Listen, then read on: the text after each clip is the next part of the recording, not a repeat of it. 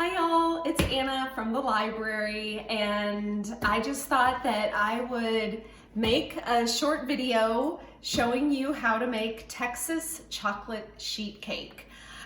If you're like me, probably going a little bit stir crazy right now, just thinking of different things to do, and I have been baking a lot. And one of my favorite recipes to bake is Texas chocolate sheet cake. And it is from one of my favorite cookbooks, More Tastes and Tales cookbook, that my grandmother gave to me many, many years ago. So this cake is a good recipe that has been in the family.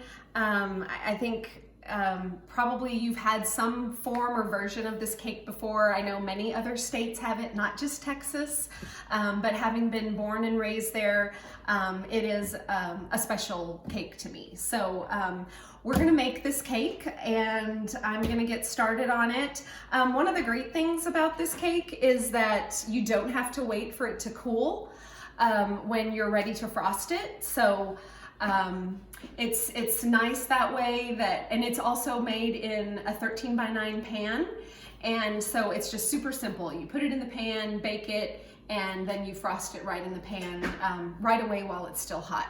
So let's get started. Okay, so we're gonna get started with the dry ingredients for this Texas chocolate sheet cake first. And you do need to sift them. So right into my mixing bowl, I'm going to sift my 2 cups flour, my 2 cups of sugar. It's a lot of sugar. It is a sweet cake. So I'm gonna get that going just a little bit, get it sifting into the bowl. And to the flour and sugar, you also add cinnamon and baking soda.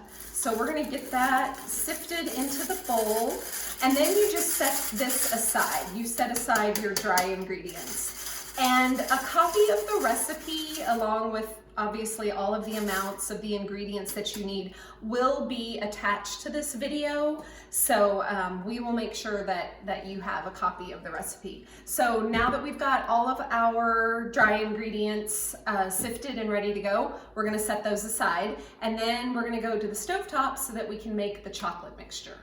Okay, so now for the cake, we are going to make our chocolate mixture. So what goes into that is a cup of water,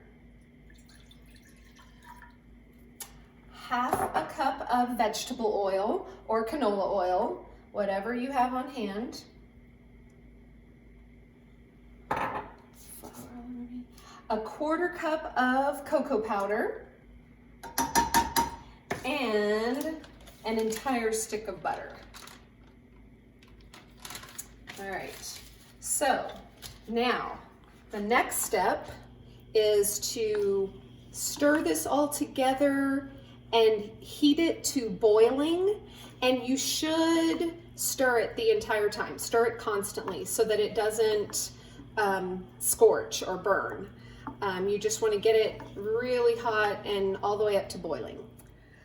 Okay, after about 3 minutes, it should really start to boil nicely. So now we are going to take it off the heat, and then I'm gonna very carefully walk over to my dry ingredients, and I'm gonna pour this mixture in very slowly and carefully.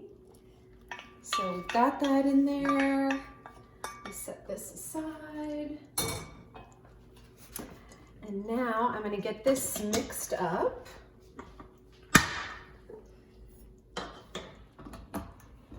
So let me get this turned on. We will get this mixed.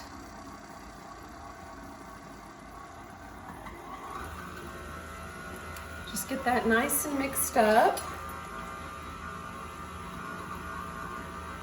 All right, so I'm gonna let that sit for a minute so that I can go to the next part of our wet ingredients.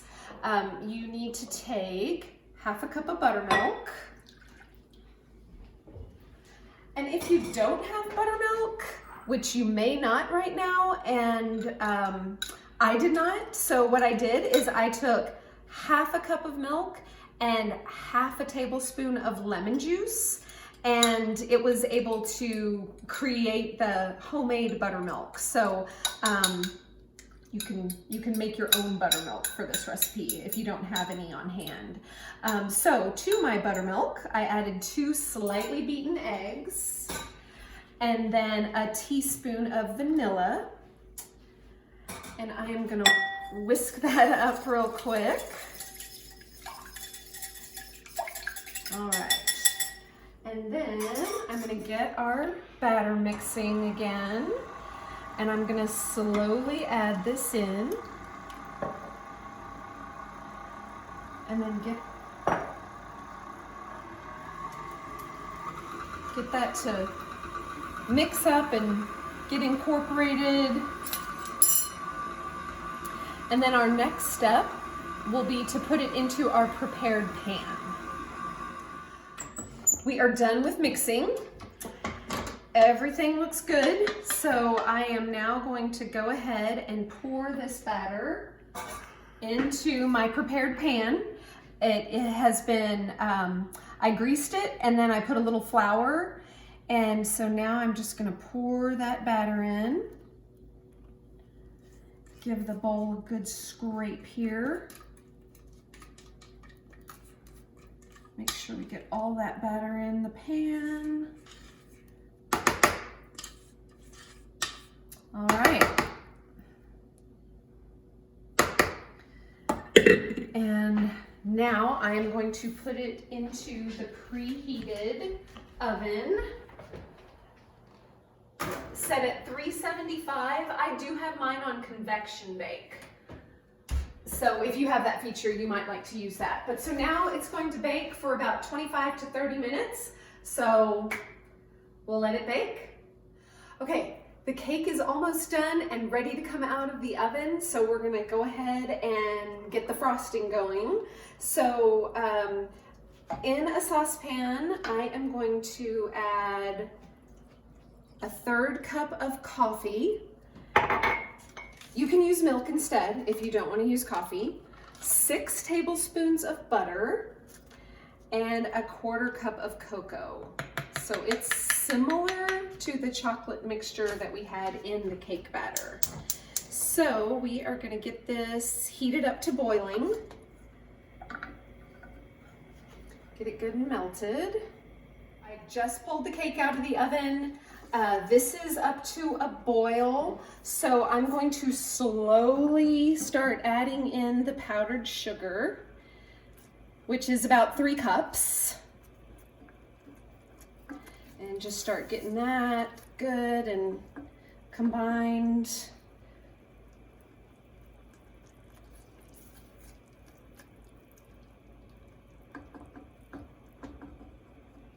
All right, so we're gonna get that, all this sugar stirred in really, really well and combined.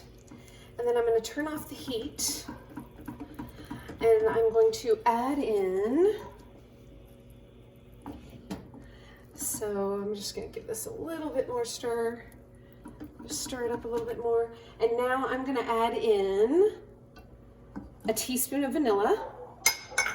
And the best part of all is a cup of chopped pecans. And I wish I could say that these are Texas pecans because they are truly the best, but I ran out. So, you know, just whatever pecans. And if you don't have pecans, you can use a different nut. You could use walnuts if you've got those, or you could even leave them out. You know, some people can't have nuts, so you can sure do that.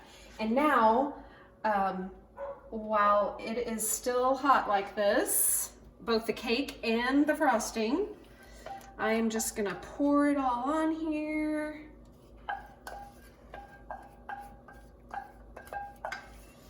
Get that a good scrape.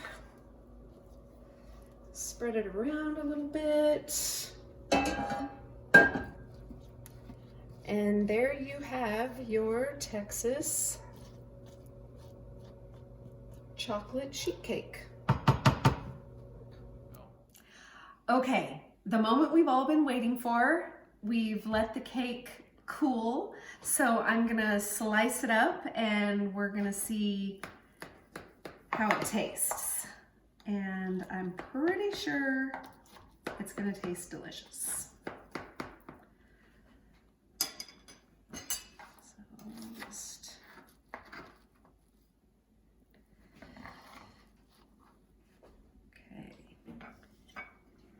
And I think I'll serve up a second piece here for my cameraman. Thank you to my husband Dave for doing the filming of this recipe. So let's take a bite and see what we think. So as you can see, it's pretty moist. I think it's gonna be delicious.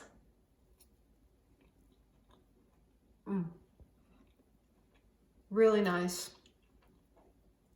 Would be excellent with a cup of coffee or a cold glass of milk. So here you go. I hope y'all enjoy and stay safe and happy baking.